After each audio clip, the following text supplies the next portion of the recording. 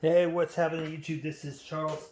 I was trying to show you this video. I was unboxing this shipment from Sweden, the one that I've been complaining about. But I used my stylus so that I could start this, and I thought I could stop it with it, but maybe I accidentally turned off the thing when I was handling it and moving it around. So we pretty much lost all the stuff. Well, I guess that's good for you because it just wasted time for me to open all this stuff. But what I was complaining about when it started is, you can take a look at this box. I obviously opened it up here, but if we take a look there, there's this big tear here. There's also this big gouge here. If we look at the bottom, this was open on the bottom here too. So Daniel, if you're watching this, Daniel is the name, and I don't know how to say that in Swedish, but in English we say Daniel. But if he, Daniel, reinforce this, okay? Because this is coming on a ship from Sweden, and then they're shipping it by ground with USPS. So from what I understand, both services are kind of terrible. And I've had the stuff open up and things come out. I did an inventory of this, and luckily I'm not missing anything.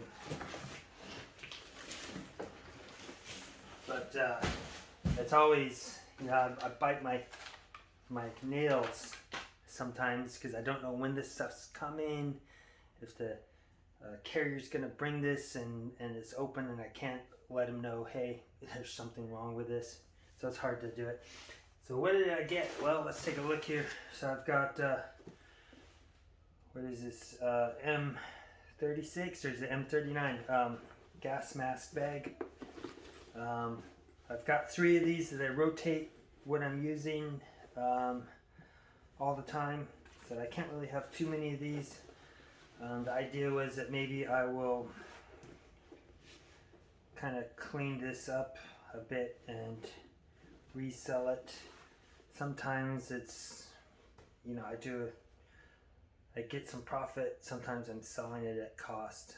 I don't lose money on these, but I don't make that much money. Every once in a while I'll get some and I can make decent profit on eBay. That's what this is for. That's pretty interesting. Somebody wrote some information and I don't know what that is, but I've never seen that on one of my bags. Well, there's that. Let's go. What else did I get? I'm going to cover the name of this brand on this axe head, since I got that great letter from Grand Forest.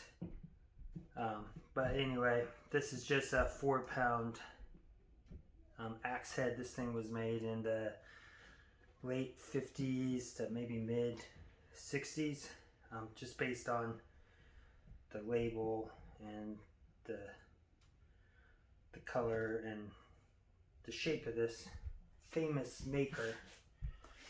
What's kind of cool is they have all these, you know, this may have been in storage for 40-50 years, because you see this old-timey looking paper that was around this.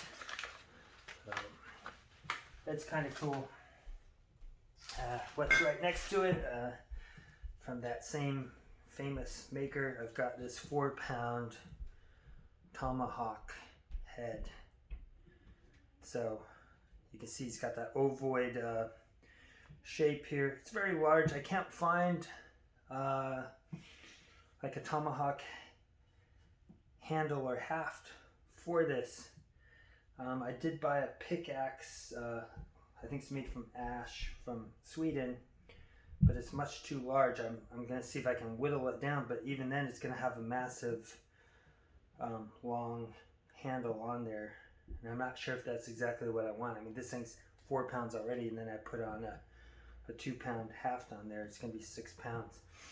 I mean, it is heavy duty. You can obviously, the benefit to this is if you're end of the world and you're in the bush, you can easily make a new haft for this.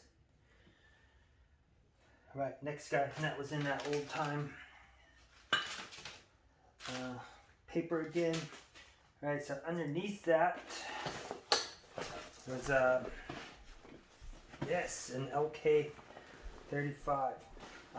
What's kind of cool of this one, this is another variant that I have not seen, and I've handled probably 20 of these rucksacks. It's pretty nice. So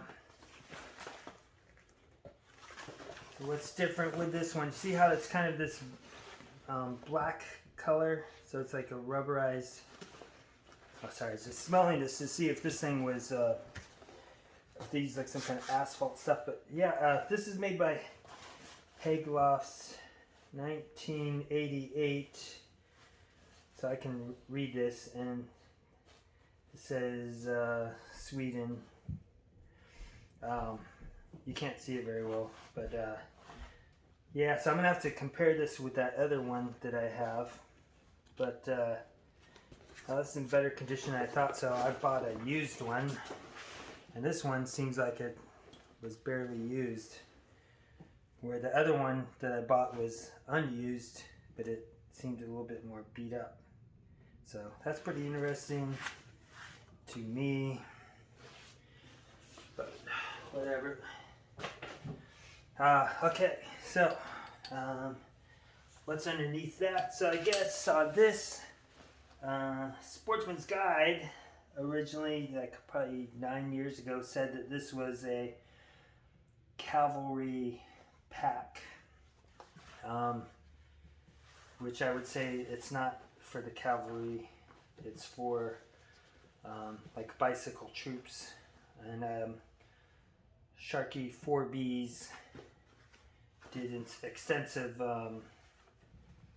investigation on the origins of this, and he found out that it's like a experimental cycle troop bag. I'm kind of disappointed though, because I bought one that was unused, and I've done a video about these before, so the other one I had was unused and it was in much better shape. So to me it seems like this is not exactly what I paid for. So I paid, 25% more, and I'm getting one that's missing straps. So how is it missing straps? It's supposed to have 2 straps that go through here and here on the sides, and they're not present. I do have the shoulder straps for this, and I haven't seen any pictures, and the reason I bought this is the first time I did a video, we couldn't figure out how these things attach, because you can't find any pictures where there's some soldier or anybody wearing these things. So I will do a video of how I believe this thing is supposed to attach, and we'll test that, but I'll show that in a different video. And it's still in great condition, don't get me wrong. I'm just kind of mad because it's not in the condition I asked for, and I'm missing those straps.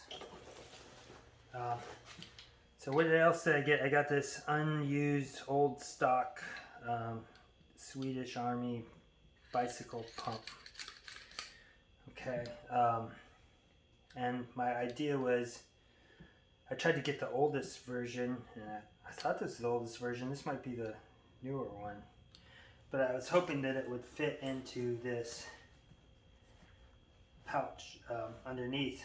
Obviously this is too long to fit into there. So these things were made in around 1939, so they may not have a bicycle pump that'll fit in there, and I don't even know if that's where a bicycle pump went.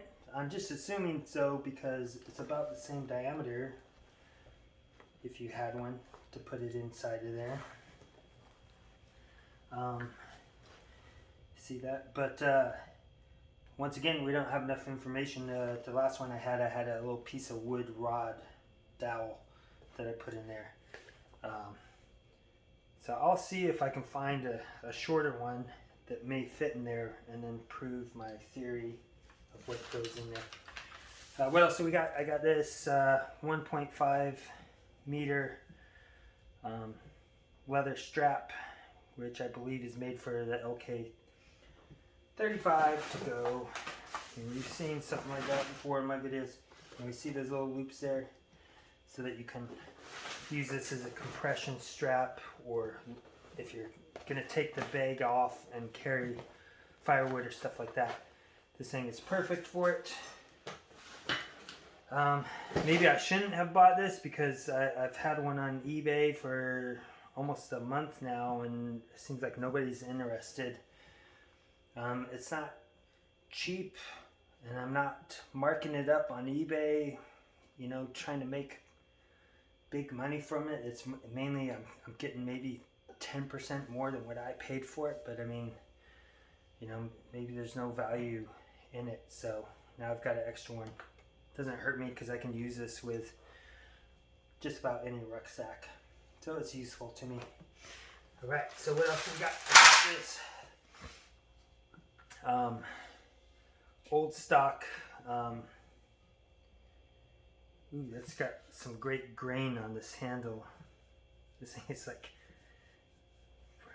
pretty much perfect there. Obviously you can't tell on the top because they used, you know, like a fiberglass or this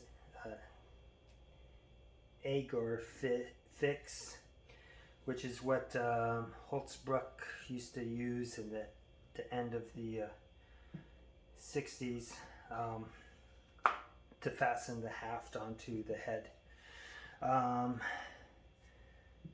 You can barely see, but there's the 3 crowns on here. This is most likely, I believe, is from Holtzbruck, but oh wait, maybe I can see it. It's hard to see. Well, we'll look at this later. I'm just showing you what I did. That's kind of cool. I haven't seen this version of the sheath for that, or the mask for this, but I don't know, that's pretty cool. Let's look at that later. I've got now I only paid for one of these, but they sent me 2, but these are just attachments for the KLAS shovel, and I got the used ones. Maybe they're just, maybe it was accident, or maybe it's because they're kind of damaged. They gave me 2. But thanks, Daniel. I've got 2 shovels, so, and I guess I'll try to sell one of these on eBay. There's not much profit in these, even though these are much more difficult to find these days. I mean, just people just don't want to pay for them, and it might not even be worth my time to do that. Okay, what's the last one? Okay, yes, this one I should make a profit on there. This is just a stainless steel M40 mess kit. Obviously it's used. Doesn't really matter because these things are almost bomb proof. And so all I look for on these is to make sure I've got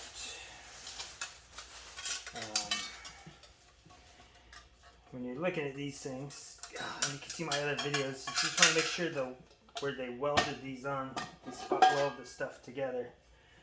So on the handle, there's no rust, so it's not rusted out there. That's great. That. I'll see what the burner is. The other points is where they have this on the front. That looks great. No rust in there.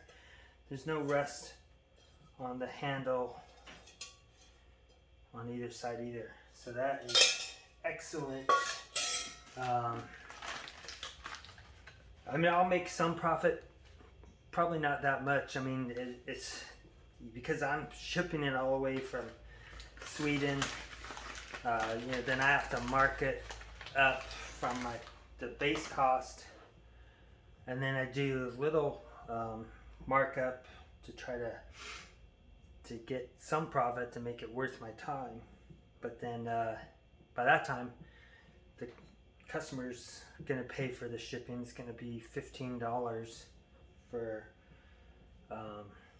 USPS to ship this thing to them. So then it costs more money to them. So it's really hit or miss. I mean, I'll make a modest profit for sure. Another thing is, if you really like these things, there's a seller named Lambit on eBay, and I've bought these from him before, but he's in Poland. And the problem with that is, I mean, they do a great job. Their prices are not ridiculous, although you do have to pay